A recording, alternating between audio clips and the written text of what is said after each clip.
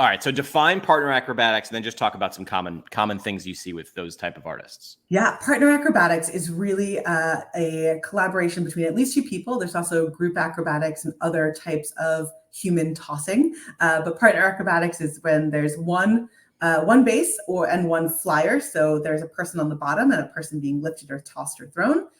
And some partnerships that switches back and forth, but usually there's one base or porter and one flyer. This can be done in standing. It can be done laying on the ground on their backs, or again, can be done in groups.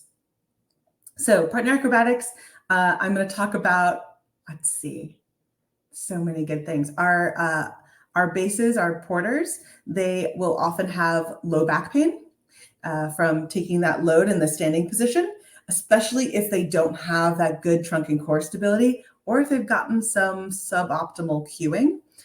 As I have been saying, the circus world in the US has grown so rapidly and so exponentially. The way we teach and the language we use around teaching circus isn't always staying up to date with what we actually mean when we say it. So when we're asking for core engagement, some of the things are getting carried over from the sports world of like, oh, shoulder blades down and back and really engage, use your lats. But we've got this person body weight pushing down into their hands. They don't need to use their lats more.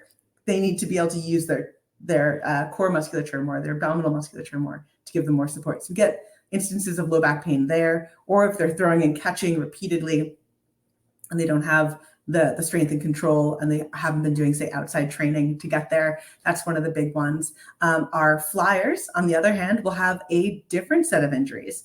We can have wrist issues if their hand grips aren't in the right position. So having that angle of wrist position to be able to support another person, it has to match top and bottom. They can have wrist issues and or elbow issues from that. So an epicondylosis kind of situation.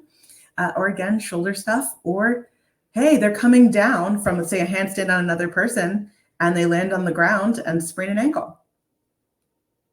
Yeah. So those are the big ones. Those are the big ones. It's interesting. It's like, oh, now we're involving more people, so versus aerial where it's like, okay, it's often these things. I feel like ground acrobatics, you're going to get more of those acute injuries of like ankle sprains because you're going to have more contact with the ground.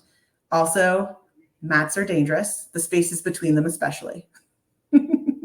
Perfect. I will write that down. I will remember that. Danger. See a mat, still working on my splits.